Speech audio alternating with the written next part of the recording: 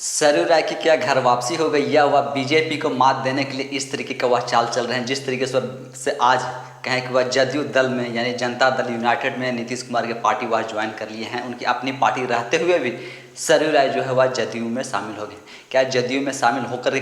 वह क्या रघुवर दासवारी क्या फिर से बदला जो है वह बीजेपी से लेने के लिए, या कहें कि वह बीजेपी से ज़्यादा दिन तक वह दूर जो है वह नहीं रह पाए और फिर से कहें कि इधर से या उधर से कहें उस गठबंधन में यानी एनडीए गठबंधन में वह फिर से शामिल हो गए हैं। जी हाँ, आज बात कर रहे हैं जमशेदपुर पूर्वी से निर्दलीय विधायक सरयू राय जी,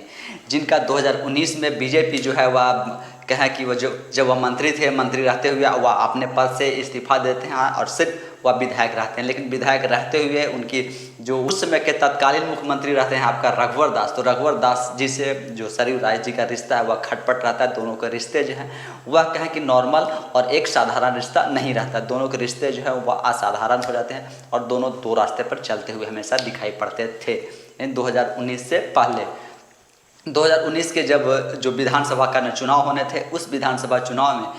रघुवर दास के न कहने पर जैसा कि न सरयू राय जो कि आरोप लगाते जो आए हैं और वही बात कहते हुए आए हैं कि पार्टी की नाराज़गी नहीं थी, लेकिन रघुवर दास की नाराज़गी की वजह से और रघुवर दास की पैरवी की वजह से ही उनका टिकट जो है 2019 में जो कि वह पश्चिमी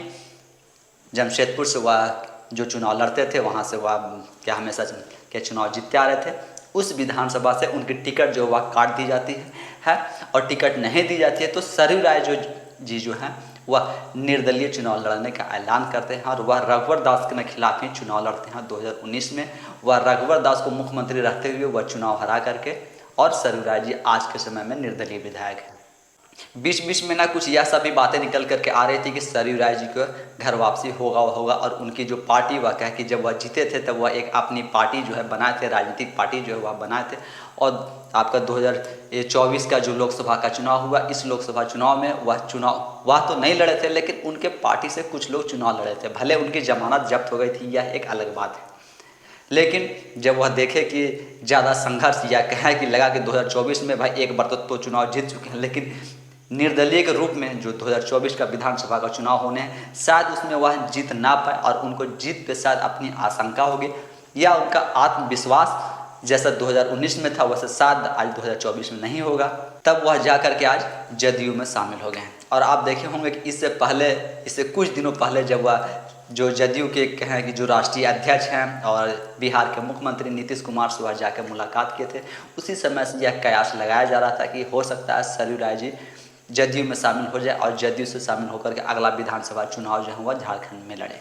जो जदयू है वह भी झारखंड में अपना पैर पसारने के लिए वह भी न किसी कंधे पर वह भी अपना पिस्तौल रख करके बंदूक रख करके वह चलाना चाहती थी और अपने जो ज़मीर उनका यहाँ खोया हुआ, जो ज़मीन उनका यहाँ मतलब कहें कुछ वर्षों पहले तक जो उनका ज़मीर यहाँ था, ज़मीन थी, वह वो खो चुके थे। वह फिर से उस ज़मीर को के तराशने के लिए उनको भी एक मजबूत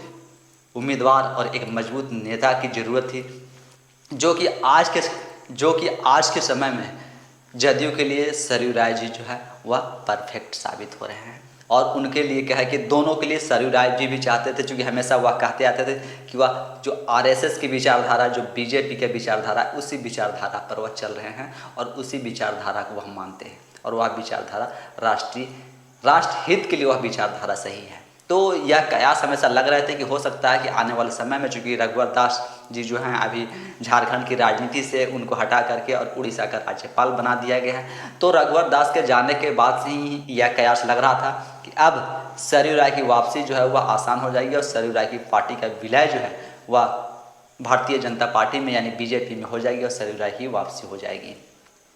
लेकिन क्या है कि उधर से ना घूम करके मतलब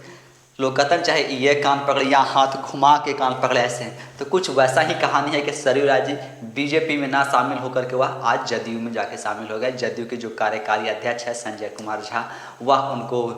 जदयू का जो माला पट्टा होता है वह पहना करके और जदयू में आज उन्हें शामिल करवा दिए हैं। चूँकि नीतीश कुमार से सरयू राय की जो दोस्ती है वह जग जाहिर है, आप सब भी जानते हैं। तो क्या सरयू राय जी एक बार फिर से बीजेपी को घेरने के लिए, और जो बीजेपी का गढ़ है यानी पूर्वी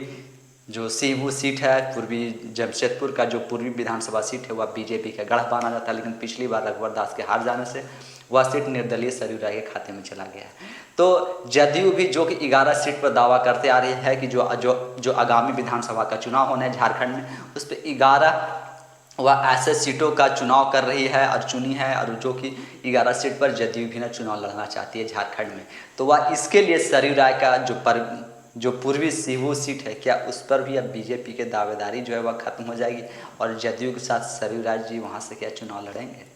सरयू राय किस रणनीति के तहत, और कहते हैं कि न सरयू राय जी न सरयू राय की जो चाणक्य वाली जो नीति है, क्या वह उसी नीति के तहत, और कहें कि बीजेपी के लिए जो जदयू है, कहें कि वह केंद्र में या बिहार में और अब कहेंगे झारखंड में भी वह गले की फांस बनते जा रही है। क्योंकि केंद्र में भी बीजेपी के सरकार है, तो वह जदयू की वहाँ समर्थन से सरकार चल रहे हैं। उसके बाद बिहार में भी जदयू और बीजेपी का गठबंधन है।